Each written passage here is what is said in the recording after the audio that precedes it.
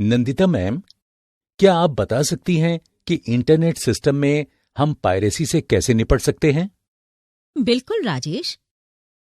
अगर हम चाहते हैं कि कोई घुसपैठिया हमारे निजी कंप्यूटर का डेटा चोरी ना करने पाए, तो सबसे पहले हमें ये देखना होगा कि कोई वहां तक पहुंच ना पाए। और हम ये कैसे कर सकते हैं मैम? ऐसा करने के लिए ये जानना जरूरी है कि इंटरनेट एक्सप्लोरर के लिए किस तरह के खतरे हैं। कौन कौन से खतरे हैं मैम?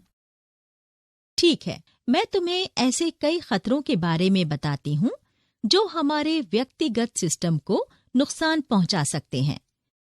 इसको शुरू से समझने के लिए पहले साइबर हमलों के बारे में जानते हैं। साइबर हमलावर नेटवर्क की कमजोरियों का फायदा उठाने के लिए लगातार कोशिश करते रहते हैं। नेटवर्क पर हमला करने के लिए वो नए मैलिशियस प्रोग्राम्स बनाते हैं जो इंटरनेट सेवाओं में रुकावट डालने के लिए ही बनाए जाते हैं।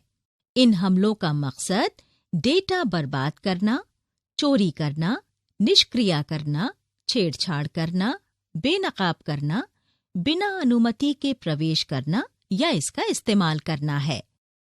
इस तरह के हमले इंटरनेट के लिए खतरा हैं और इससे डेटा की गोपनीयता खत्म होने का डर लगा रहता है। थ्रेट का मतलब खतरे की आशंका या उसकी चपेट में आ जाना है और इसमें सिस्टम के नुकसान, क्षति या बर्बाद होने का जोखिम हमेशा बना रहता है। अगर हम वल्नरेबिलिटी की बात करें तो इसके जरिए किसी सुरक्षा प्रोग्राम की कमियों या खामियों की पहचान की जाती है। हमलावर इन खामियों का फायदा उठाकर सिस्टम में बिना अनुमति के ही प्रवेश करना चाहते हैं।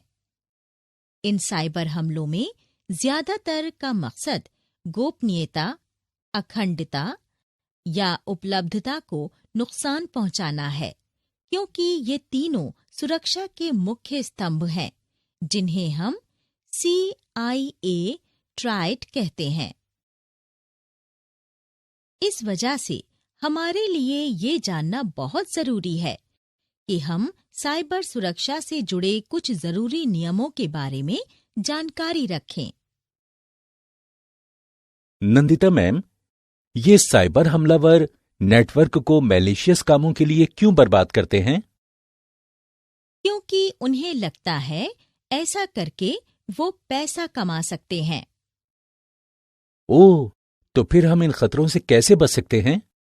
ये जानने के लिए हमारा उन तरीकों के बारे में जानना जरूरी है जिनके जरिए घुसपैठिए हमारे सिस्टम में घुस जाते हैं। मैं तुम्हें कुछ तरीकों के बारे में बताती हूँ जिनसे तुम बच के रहना।